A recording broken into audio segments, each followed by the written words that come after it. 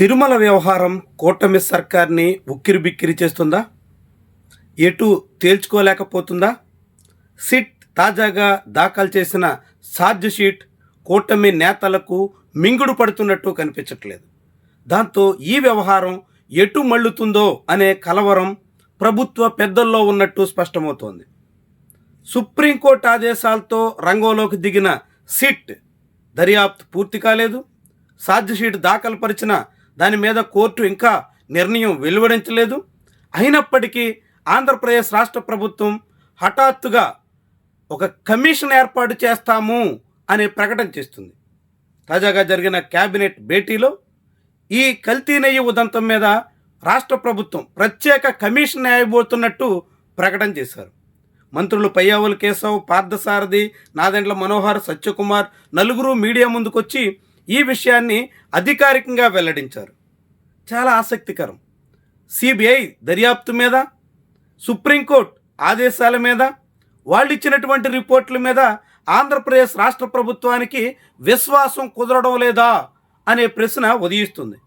ప్రభుత్వమే నియమించినటువంటి దర్యాప్తు బృందం మీద, ఆ బృందం ఫైండింగ్స్ మీద ప్రభుత్వానికే నమ్మకం లేదనేటువంటి తీరు చాలా విస్మయకరంగా కనిపిస్తుంది. ఈ సిట్టు రూపొందించినటువంటి రిపోర్ట్ ఆధారంగా కొత్తగా కమిషన్ వేసి మళ్ళీ విచారణ చేస్తారా?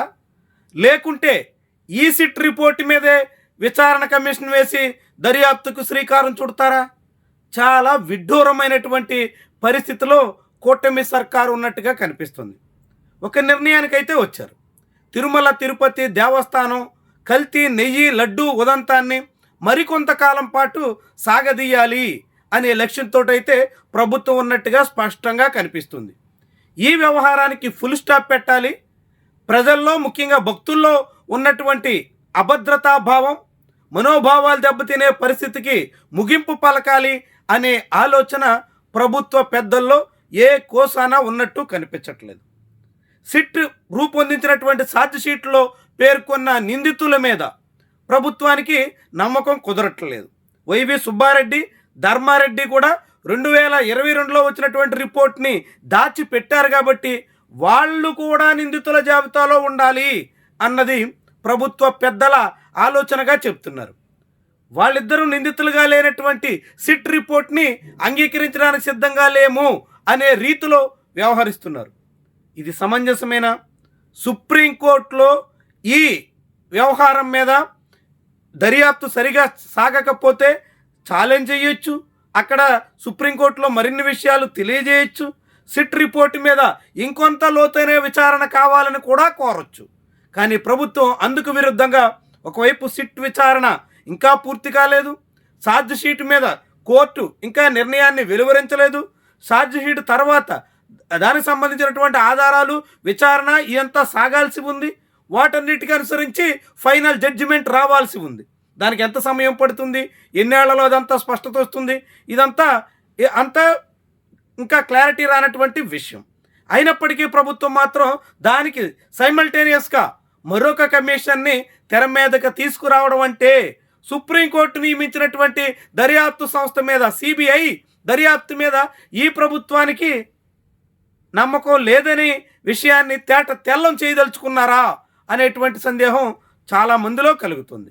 ఏ కారణమైనప్పటికీ కూడా ప్రభుత్వం కొత్తగా సిట్ బదులుగా కమిషన్ ఏర్పాటు చేసి విచారణకు పూనుకుంటాం అని ప్రకటించినటువంటి వైనం సంచలనంగా మారుతోంది. రాష్ట్రంలో ప్రభుత్వం ఇచ్చినటువంటి హామీలు, ప్రజా సమస్యలు, ప్రజలకు సంబంధించినటువంటి వివిధ అంశాలు చర్చకు రాకుండా 2022లో ఏం జరిగింది, 2020కి ముందు ఏం జరిగింది, 2019లో బోలేబాబా పూర్వపు సంస్థ హర్ష్ ఫ్రెష్కి చంద్రబాబు హయాంలో టెండర్ ఎలా కట్టబెట్టారు, ఇలాంటి విషయాల చుట్టూ చర్చ జరిపి అసలు విషయాల్ని కప్పిపుచ్చాలనేటువంటి యోచనలో ప్రభుత్వ పెద్దలు ఉన్నారా అనేటువంటి అనుమానం కూడా చాలా మందిలో కలగక మానదు. మొత్తంగా చూస్తే తిరుమల తిరుపతి దేవస్థానం కల్తీ నెయ్యి ఉదంతం మాత్రం ఇప్పుడిప్పుడే ముగిసే విషయంగా కనిపించట్లేదు. మరికొంతకాలం పాటు సాగదీయాలని సర్కారు యోచనలో ఉంది. అందుకు తగ్గట్టుగా కమిషన్ని తెర మీదకు తీసుకొస్తుంది. ఈ కమిషన్ ఎంత మేరకు సమర్థవంతంగా తాను అనుకున్నటువంటి లక్ష్యాలకు తగ్గట్టుగా సాగుతుందో చూడాల్సి ఉంది. మొత్తంగా ప్రభుత్వం పెద్దలు మాత్రం ఎన్డీడీబీ రిపోర్ట్ని, ఇతర వ్యవహారాల్ని ప్రస్తావించడం తప్ప ఎన్డీఆర్ఐ ఇచ్చినటువంటి రిపోర్ట్ విషయంలో మాత్రం దాట వేస్తున్న వైను చాలా ఆసక్తికరంగా కనిపిస్తుంది. రాజకీయ లక్ష్యాలకు తగ్గట్టుగా సాగుతున్నట్టుగా భావించాల్సి ఉంటుంది. తిరుమల ఉదంతం ఏపీ రాజకీయాల్లో మరికొన్నాళ్ల పాటు ప్రకంపనలు పుట్టించే దిశలో సాగబోతున్నట్టుగా చెప్పాల్సి ఉంటుంది.